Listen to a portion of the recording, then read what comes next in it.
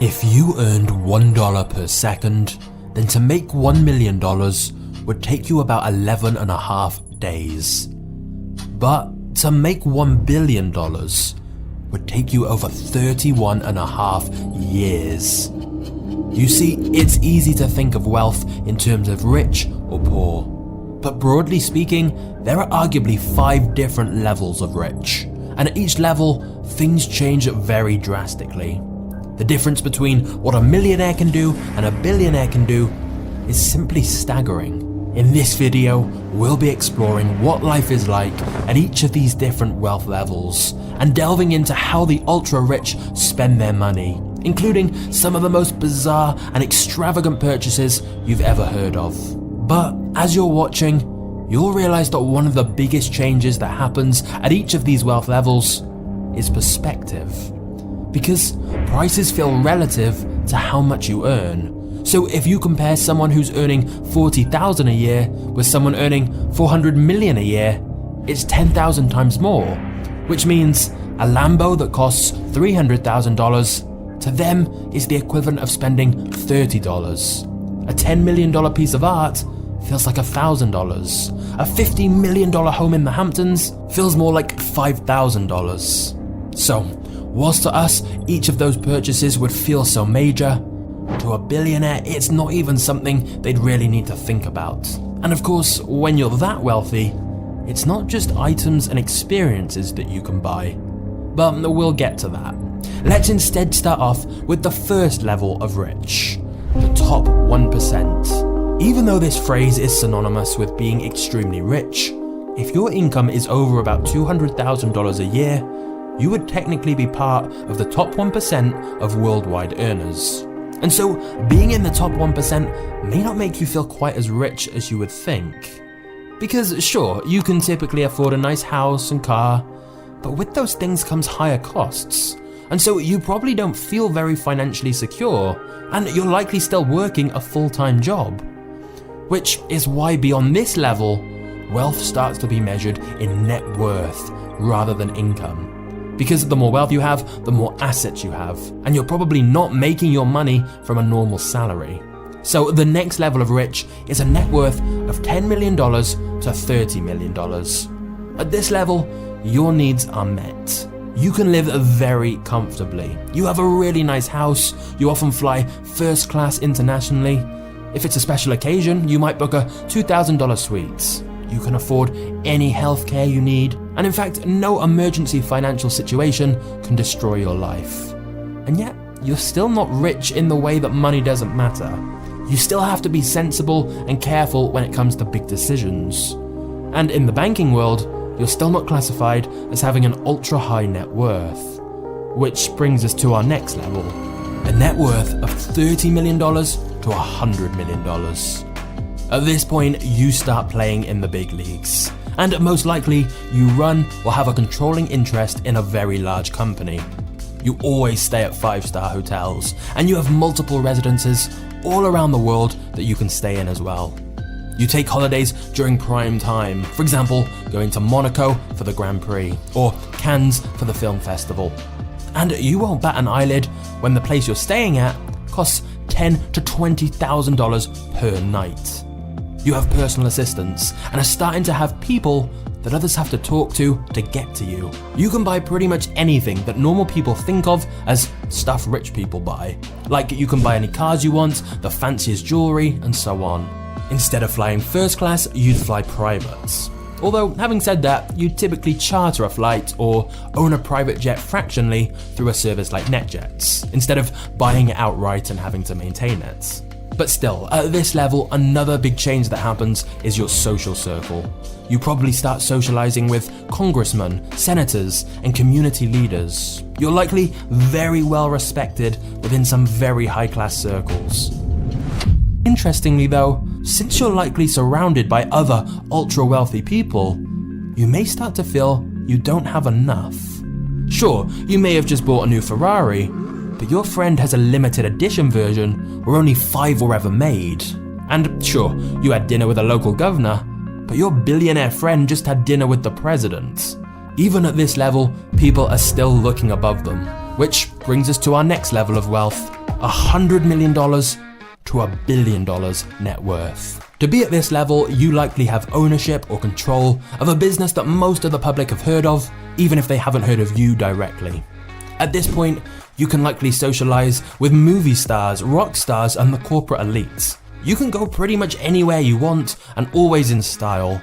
You have multiple residences with staff all over the world, with elite cars at every residence. If it's your thing, you might have a private island, and of course, a private yacht to get you there. Almost any experience you can dream up, you can have. Want to play tennis with your favorite star? Call his people. For a donation of $100,000 or more to his charity, you can probably play a match with him. Want your favorite band to come and play at your private party? Well, for the right price, they probably will. What about if you love art? Your people could arrange for the curator of the Louvre to show you around and show you some masterpieces they haven't exhibited in years. If you can dream an experience up, you can likely have it. Donations and fees can get you to anyone.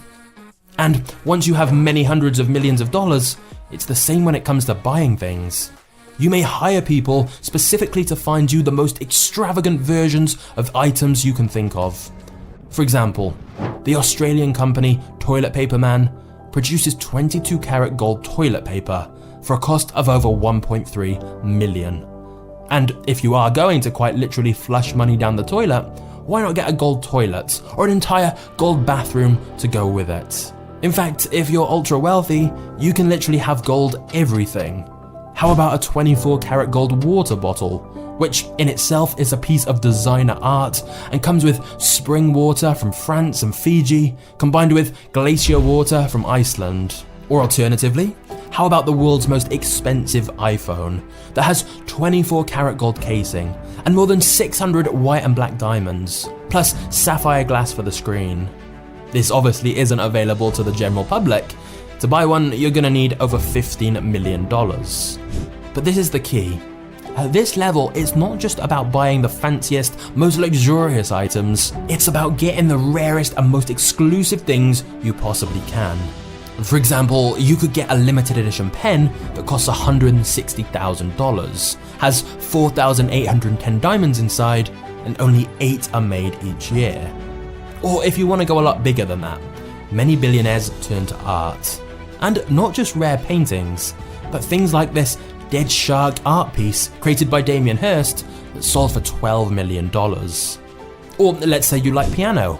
Well, here's the same crystal piano that was used for the Beijing Olympic Games that was purchased at a private auction for a record $3.2 million.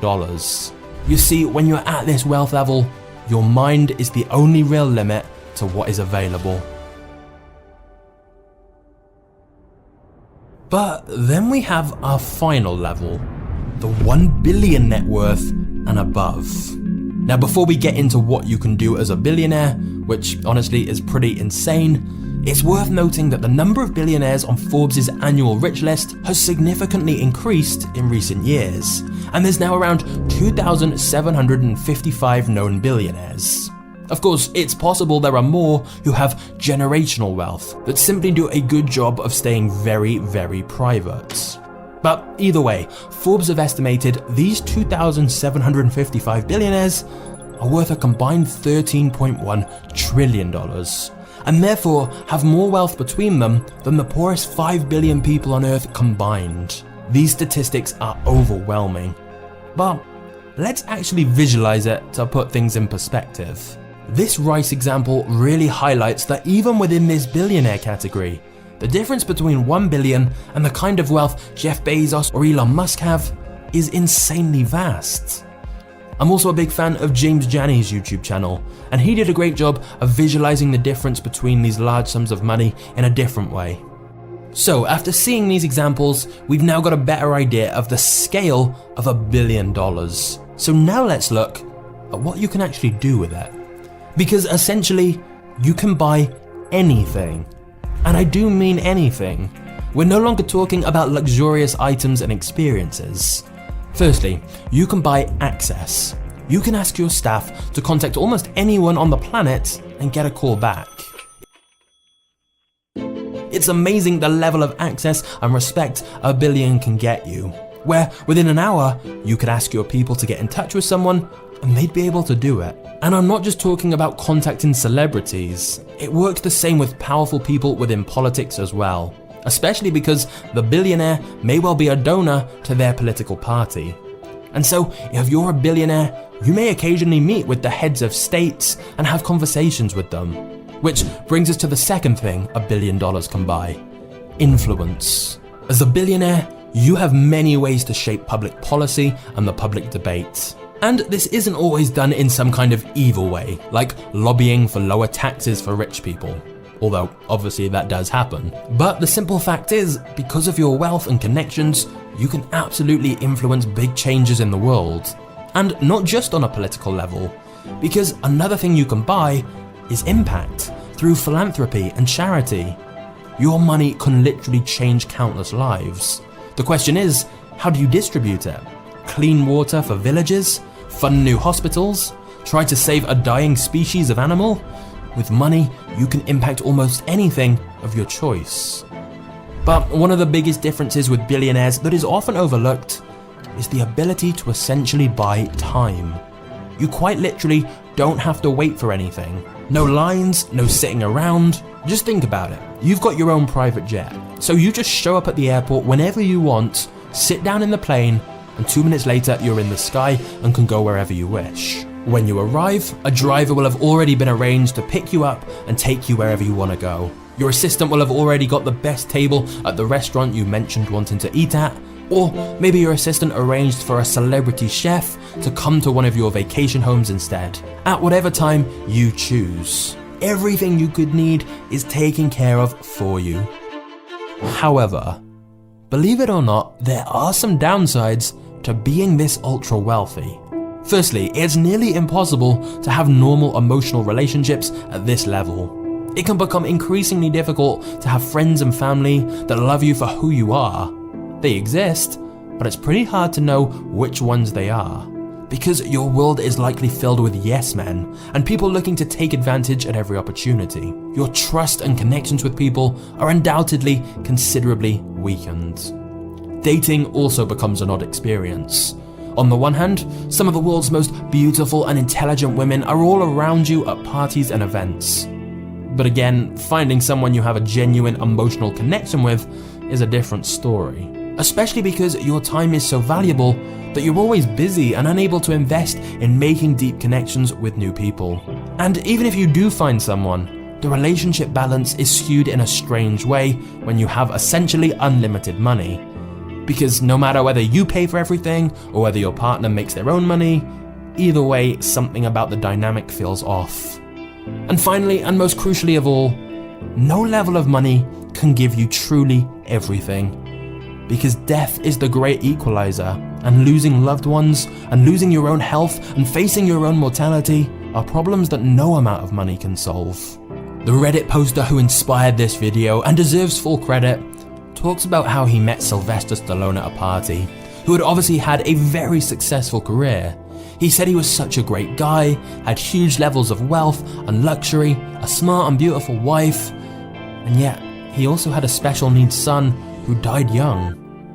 In his words, nobody has it all. Nobody. In fact, if you are watching this video and feeling poor, I think it's worth rethinking. Because in this video, we've looked at several levels of wealth. But the fact you are watching this means you are nowhere close to the bottom of the total wealth pyramid. It's easy to look up and feel frustrated that some people have so much more than us. But just look down the wealth pyramid for a moment. If you have internet access to watch this, plus some food in the fridge, clothes on your back, a roof over your head, and a place to sleep, then you are richer than 75% of the world. In fact, even if you have $1 to your name right now, you are still richer than the majority of the world who are either in debt or have absolutely nothing. What this video really highlights is that rich versus poor is so arbitrary. It's not two groups, there are many, many different levels. And compared to most of the world, you might well be a lot richer than you think. If you enjoyed this video, please make sure you subscribe and turn on notifications for future mini documentaries that are on the way. Thank you for watching to the end, you are a legend, and I'll see you next time. Cheers.